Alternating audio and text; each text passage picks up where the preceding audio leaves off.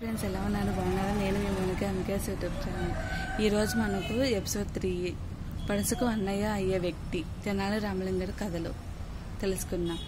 ఒకసారి రామలింగడి భార్యకు వరుసకి అన్నయ్య అయ్యే వ్యక్తి తన కొడుకుతో సహా రామలింగడి దగ్గరకు వస్తాడు. వస్తూనే బావగారు వీరు నా కొడుకు, చిన్నప్పటి నుండి వీరికి మీలాగే చదువు సంధ్యాలు అవ్వలేదు, అయితే ఈ మధ్య కొంత అక్షర జ్ఞానం కలిగింది. ఆ వీలు దొరికినప్పుడల్లా కావ్యాలు చదవడం మొదలు పెట్టాడు.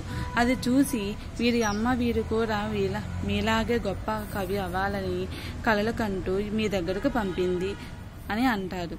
అప్పుడు మీరు వీరిని మీ దగ్గర ఉంచుకొని మీ అంత గొప్పవాళ్ళని చేయండి. దానికి రామలింగడు కొంచెం నచ్చుకున్నాడు. రామలింగడికి అతని బంధువు అతని కొడుకు తనతో పావులుస్తూ చదువు సంధ్యలు అబ్బలేదని కొంత బాధగా అనిపించింది. అయితే ఆ విషయం బయటపడితే తన వరుసకు బావయ్య నొచ్చుకుంటాడని మౌనంగా ఉండిపోయాడు. రామలింగడు మౌనంగా ఉన్నట్టు గమనించిన రామలింగడి బావమరిది, ఏం బావగారు మొదలు చెప్పలేమిటి? అదే ఆలోచిస్తున్నా. ఏమీ ఆలోచిస్తున్నారు? ఏమీ లేదు. మీ అబ్బాయికి నాకంటే మంచి గురువు ఎవరు దొరుకుతున్నారా అని ఆలోచిస్తున్నాను అంటారు. నీకన్నా మంచి గురువా? అవునండి, నాకు మొదటి నుండి పండిత్యం ఎక్కడదండి. ఏదో అమ్మవారి దయ వల్ల అక్షరం అభి నేను ఇంత వాడనయ్యాను. మొదట్లో నాకు పండిత్యం లేదు, నీకు కూడా తెలుసు కదా. అయితే ఏదో తిప్పలు పడుతూ బోల విజయం మొదలు పెట్టాను, నెట్టుకు వస్తున్నాను అని అంటారు. అప్పుడు మీ పిల్లవాడు చూస్తే కాస్త నెమ్మదిగా ఉన్నాడు. అలా ఉండి పాండిత్యం అంతకట్టకపోతే రాయలవారు నిప్పు పొందలేరు అని అనగానే మా మాటలకి భయపడ్డ బావమరిది, అయితే ఇప్పుడు ఏం చేద్దాం బావగారు? ప్రస్తుతం ఏదో ఒక 2 రోజులు మర్చిపోండి. నేను బోలే విజయంలో క్షణం తీరిక లేకుండా ఉన్నాను. 2 రోజుల తర్వాత ఏదో ఒకటి ఆలోచించుదాము అని అంటారు. ఏమి చేస్తారో బావగారు? నీదే భారం నా మీద వేశారు కదా, ఇంక నిశ్చితంగా ఉండండి, నేను చూసుకుంటాను అని అంటారు. అయితే అలానే ఉంటూ ఆలోచనలో పడతారు.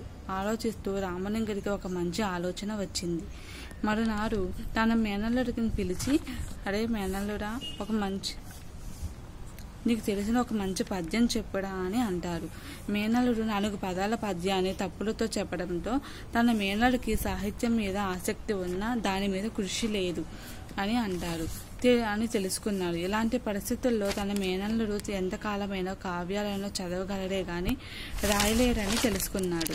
అయితే ఆ మాటను తన బావమరిదితో చెబితే నొచ్చుకుంటాడని గ్రహించి ఆ మాటను ఎవరితోనైనా చెప్పించాలని నిర్ణయించుకున్నాడు.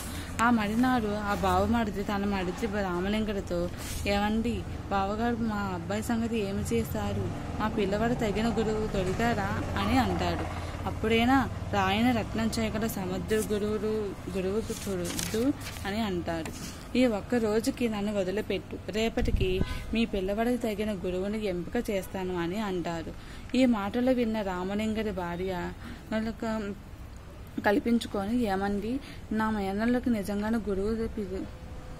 గురువుని వెతుకుతున్నారా, లేదా అందరినీ ఆడించినట్టు ఆడిస్తున్నారా అని అంటుంది. మీ దగ్గర దాచేది ఏముంది? నీ మేనలు కొత్త విప్పుత అక్షరం ఒక్క లేదు. అలాంటి వారికి గురువు ఏ తలకు మాలుస్తున్న వాడు వస్తారు చెప్పు?